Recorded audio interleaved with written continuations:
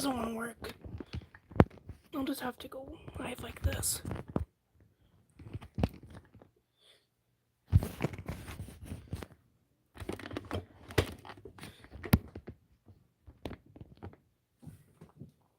Can you move over? No, the microphone, excuse me.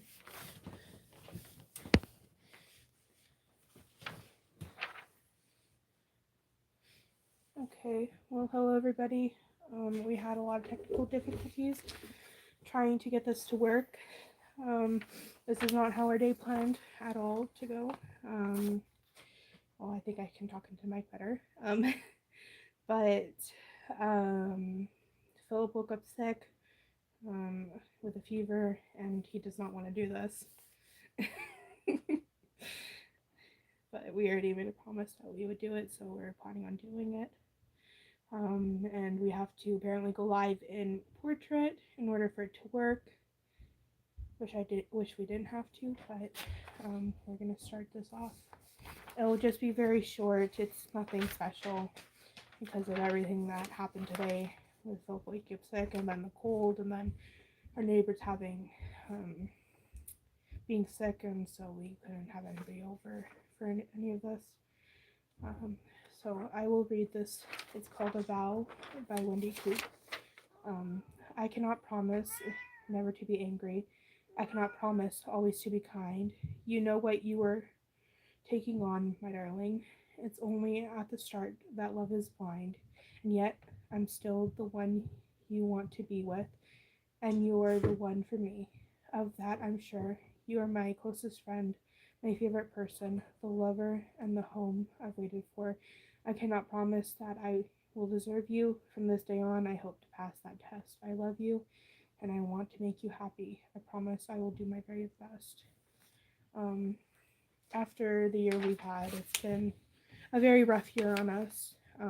So we decided that we wanted to renew our vows for every year because we didn't get a proper wedding that we hoped for. But there's a smile.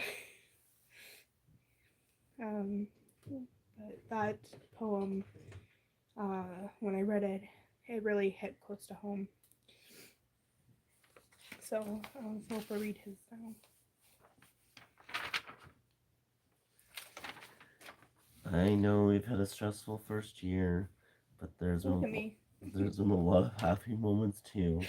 We've had a lot of arguments, a lot of disagreements, but I've always loved you, and I've never stopped loving you. One of my favorite days of this year is when you gave birth to Onyx, as that one event made sure to change our lives forever. He has caused a lot of stress, and the pregnancy also caused us a lot of stress, but it was all worth it in the end. Onyx has given us so much joy, and I'm so happy that he is our son.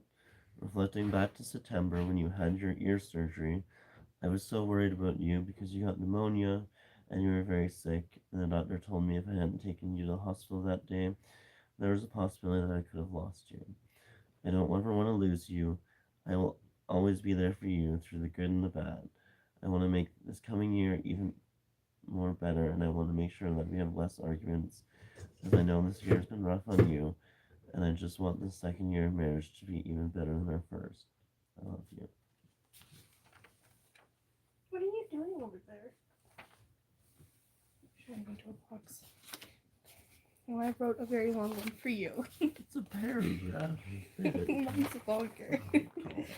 Mine will always be longer, apparently. You want to look at me? Okay. Philip, you are my husband, my biggest support, my best friend, the love of my life. 1 year ago, we vowed to love each other, to stay with each other through better and for worse, through sickness and in health, for richer or in poor, and we've done just that. We stuck together through countless arguments and fights, difficult financial times, and many losses. When I got really sick and almost died from pneumonia, you were there the whole time. I wouldn't be here right now if you didn't drag me to that hospital. You stuck with me the entire time I was in the hospital and made sure I was better before I tried leaving. Because you know how much I hate them.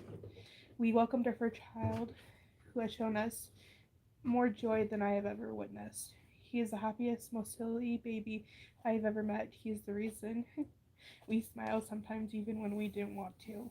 I'm so happy that we are his parents and get to teach him what there is to learn in life. Tippy. The box with all the stop. The box with the ornaments. Our love created him. I believe he is so happy because he came from such a dark time in my life. When I was pregnant and struggling with my mental health, you made sure I got the help I needed. You hugged me and held me when I felt like I couldn't do it anymore. When I finished my day hospital and started feeling better, you celebrated with me. I know we've experienced much loss this year when trying to conceive our second child. Just know that they will come and be a rainbow in all the rain.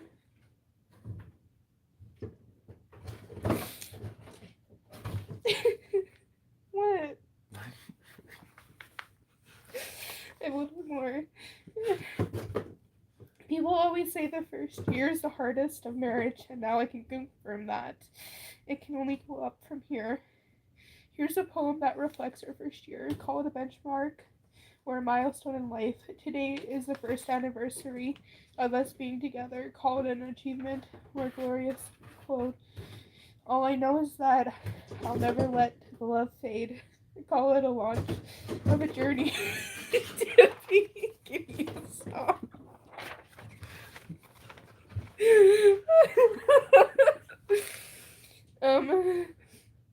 No, to launch of journey or the start of a new phase. What matters the most is that I look forward to happy days.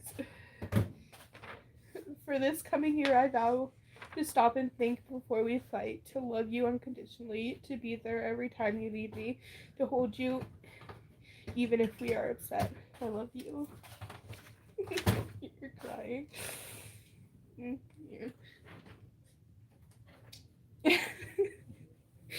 Thank you, everybody. I know nobody watched this live, but I'll post this and then you can watch it. Goodbye.